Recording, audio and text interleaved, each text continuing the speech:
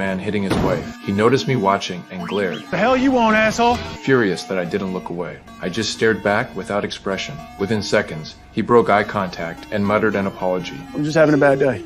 Won't happen again. I ended the stare and walked into the restaurant. But just as I was about to take a bite of dessert, 2 police cars screeched outside. The officers moved like they were ready for a fight.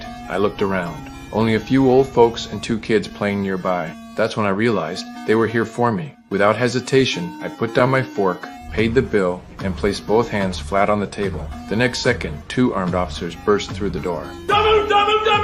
As a retired Army colonel, taking them down would have been too easy, but I stayed silent and raised my hands. I needed to understand what was going on first. They took me to the station. During the questioning, I still said nothing, only scanned the room. My silence annoyed the officers. Then a detective stepped in and explained. Last night, there was a murder by the highway. 2 bullets to the back of the victim's head. No shell casings found. The victim was also beaten after death, then covered with cardboard. This morning, someone saw a stranger, me, near the scene. That's why they arrested me. At that point, I had to speak. Because I didn't kill anybody.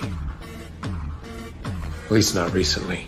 Using the clues he gave, I analyzed everything. There were 3 people involved. First, a professional shooter who used the right gun and a silencer, killed quietly and removed the casings. Second, a mentally unhinged brute who beat a corpse senseless, clearly different from the shooter. Third, someone who covered the body with cardboard, too careless for the shooter, too thoughtful for the brute, so likely a timid third person. The detective was speechless at my breakdown, but he still questioned why I was near the crime scene. I told him I was in town to honor a blues singer who died here, not enough to erase suspicion, so until the case clears, I had to stay locked up. Soon they found new evidence. A note with a phone number in the victim's shoe. The number led to a man named Paul, a senior bank manager. At first, Paul was calm, claiming he knew nothing. But when he saw a car outside, he panicked. Then he confessed, said he was the killer, and begged to be taken in. The detective sensed something off and began to test him. So you expect me to believe that you, a man with no criminal record, that you just blew a man away? A double-barrel shotgun blast right to the face. And that's all I'm going to say about it. And then burnt the body.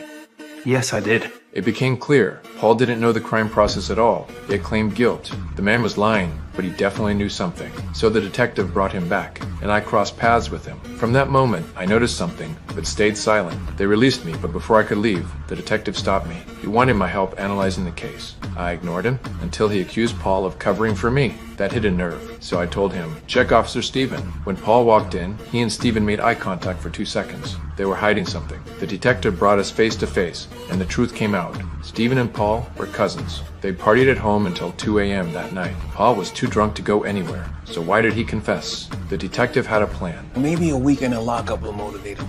Let me know what he says. Before I could react,